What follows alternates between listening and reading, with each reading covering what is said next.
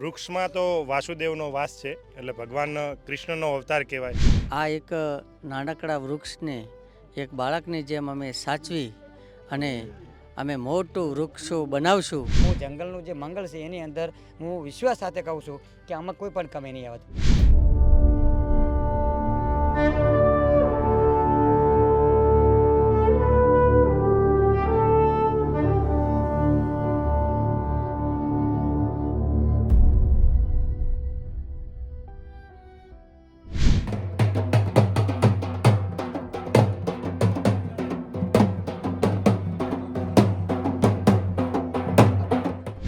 બનાસકાંઠાનું ધૂણસોલ ગામ છે અને ધૂણસોલ ગામે ધૂણી દખાઈ છે વૃક્ષો માટે થઈને. ગાંડા બાવળ યુક્ત સ્મશાન ભૂમિ. તેજાભાઈ તો કહેતા હતા કે બેન આમ રોડ પરથી પસાર થઈએ ને તો દેખાય પણ નહીં, સ્મશાનની છાપરી શોધવી પડે એવી પરિસ્થિતિ.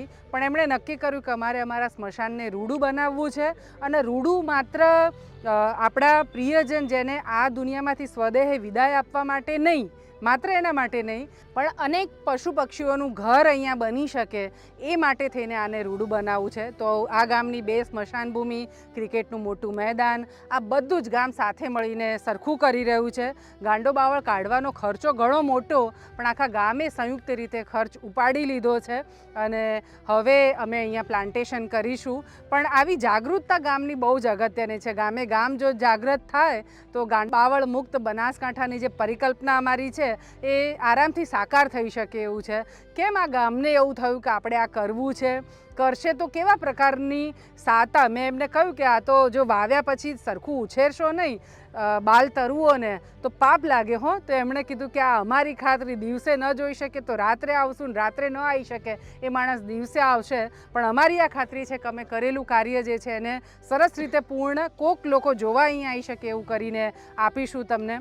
બેન એમાં એવું હતું કે જ્યારે પણ અમે આ તમને મેં પહેલાં વાત કરી એ રીતે અહીંયા અમારે દાદીમાં જ્યારે ઓફ થઈ ગયા હતા ત્યારે જે મહેમાન અમારા આવે, અમારી સમાજ રબારી સમાજ એટલે બહુ મહેમાન આવે બહારથી, અને ગામના જે અમુક મારા જે ભાઈઓ છે એમના દ્વારા પછી જીસીબી દ્વારા અમે ઘાટી દીધું આખું અને મસ્ત કરો. અમારું એક સપનું હતું કે બેન અમારા આ ગામને એક્સેપ્ટ કરે અને બેન આવે એટલે એમને એમ થાય કે ભાઈ ગામની અંદર આ વસ્તુ કરવી જરૂરી છે. આની અંદર જો મહત્વનો કોઈ ફાળો તમારે નાનભાઈ અને જોરાભાઈ, હાલ તમે જે વિસનગર પોતે છે એમના દ્વારા એમને અમને સપોર્ટ મળ્યો અને એના દ્વારા અમારો આ જે આઈડિયા હતો એને અમે ભગવાન ઠાકરને પ્રાર્થના કરીએ, અમારી જે ગૌ માતાની સેવા ગૌ માતાને પ્રાર્થના કરીએ કે અમને બહુ એવી શક્તિ આલે અને હું અહીંયા રાત ને દિવસ રહી અને આ જે છે એને હું જંગલનું જે મંગળ છે એની અંદર હું વિશ્વાસ સાથે કહું છું કે આમાં કોઈ પણ કમી નહીં આવે. ખરેખર વૃક્ષમાં તો વાસુદેવનો વાસ છે, એટલે ભગવાન કૃષ્ણનો અવતાર કહેવાય એવું કહી શકીએ. અને આપણે કૃષ્ણમ વંદે જગતગુરુમાં માનનારા છીએ, એટલે વૃક્ષોનો જેટલો ઉછેર કરીએ એટલું ગામની શોભા વધે અને સાથે સાથે કેટલાય પ્રાણીઓ પક્ષીઓ એમનું નવું જીવનદાન મળે. અને VSSM જે સંસ્થા છે એના સંકલ્પો ખૂબ સારા છે, જેમ કે બોર રિચાર્જ કરવા, ગામે ગામ નંદનવન બનાવવા.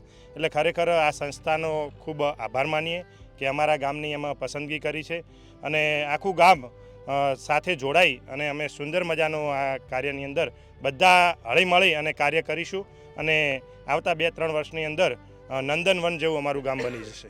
અને અમે બેનશ્રીને એવી ખાતરી આપીએ છીએ કે આ એક નાનકડા વૃક્ષને એક બાળકની જેમ અમે સાચવી અને અમે મોટું વૃક્ષો બનાવશું.